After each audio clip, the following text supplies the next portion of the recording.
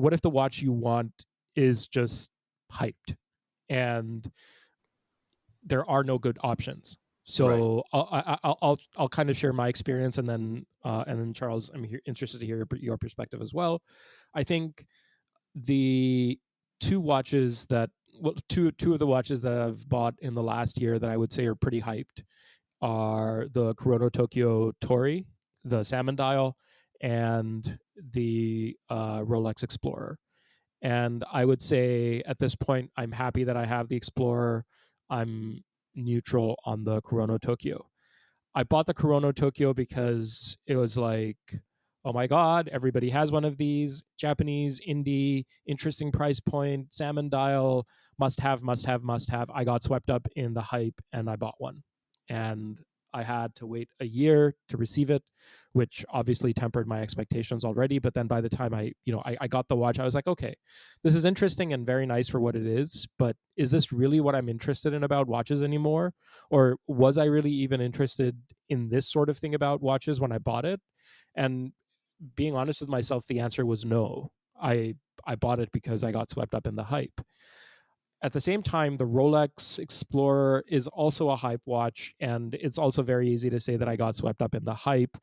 But in some sense, it's also a more defensible purchase because it's a more versatile watch, it's a more robust watch, it'll last longer, it's more easily serviceable, yada yada yada. All of the things that make the Explorer what it is that I kind of don't need to go through again. But I had to wait for that one 6 months. I registered interest with my AD, and he was very sort of straightforward and said, I have you down. You'll get one when you get one, and I can't say when that will be.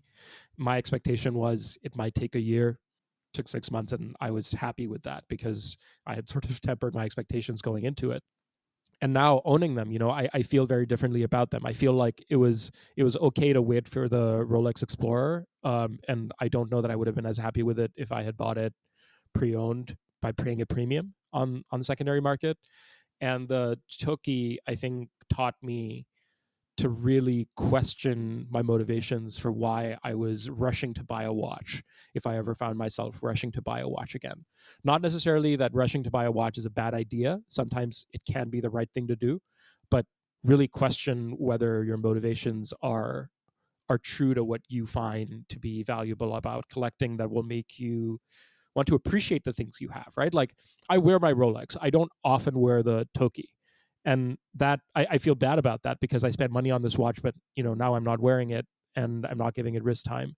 So should I even own it if I'm not going to wear it? Is how I now feel about it, and is what I would say I learned from that. But what has your experience maybe been like, or like how do you think about, like you said earlier with the 5726, like at its current market price, certainly, well, I don't know what primary allocation would look like, but at its secondary market price, certainly that watch is incredibly expensive. Right. Well, I want to revisit your point a little bit because I feel like there's a difference between getting swept up by the hype and buying something because you're curious to see what the hype is all about. Interesting. Do you think there's a distinction? And if so, like, do you think that you bought the watch because you got swept up in the hype or because you wanted to see what the hype is all about?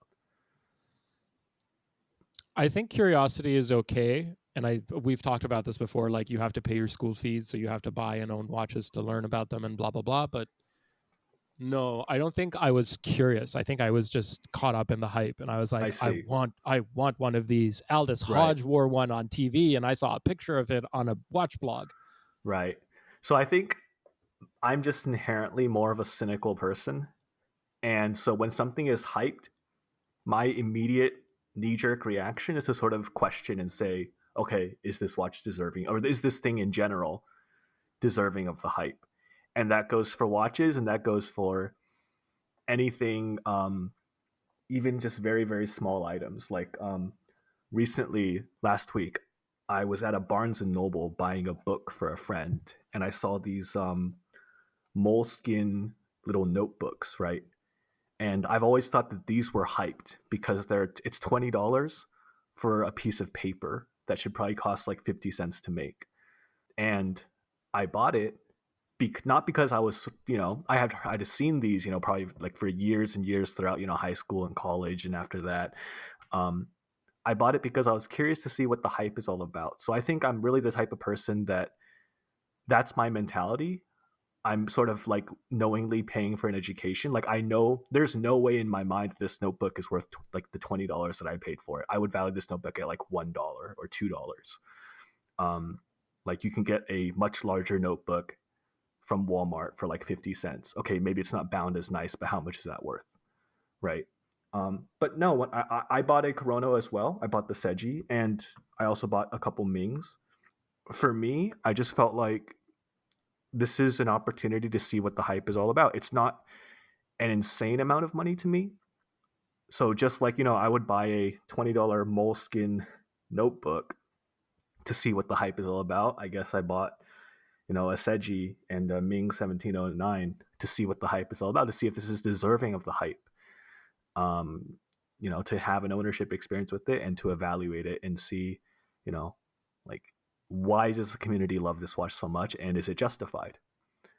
So yeah, that's really the way that I think about it. I don't really, again, like I feel like I'm just a contrarian. I have this knee-jerk reaction to just go against whatever is the prevailing sentiment. And then when it comes to the case of the Nautilus, like the 5726 annual calendar, yeah, it is an incredibly expensive watch. That's not a watch like, at my current financial situation, I could just buy on a whim, like I bought the, Seiji, right? And just say, oh, I'm curious to see what the hype is all about. Like that is a watch. No, I actually love that watch, right? Like I would love to own that annual calendar for life. If I bought it, I would never sell it.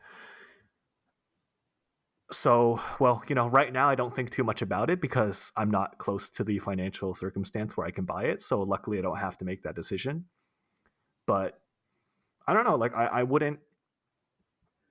don't think the watch is, unless the watch drops in price by like 50% or something like that, then I might think, okay, it's a decent buy. At its current market price, like if it stays there, if it goes up, then I'll probably just think to myself, well, it depends. Like if it continues to go up in price, maybe I never can get it, and well, it is what it is. It's the one that got away. It's okay. There'll be other watches. If I am in the situation where I can buy it, but I still think it's overvalued, then I think I just have to decide, well, do I want to bite the bullet? Like I know I'm not getting a good deal. I know it's not good value for money, but sometimes you just have to suck it up. And it just and I would just think, well, maybe I just need to make more money, and then it won't be such a big pain. But yeah, like it is what it is. I don't think I'll ever feel good about the price that I pay, if the price stays where it is or continues to go up. But yeah, sometimes you have to just accept that and think this cost is amortized over my entire life, right? The premium that I'm paying, if this is a watch for life, then that premium is spread out over the rest of my life. And it's okay if I pay an extra $2 a day for 20 years or whatever it is to own this watch. Right. And yeah, I don't know. But yeah, sometimes it's just, what can you do? If that's the one, if that you have to have it, then, you either just got to bite the bullet or find something else.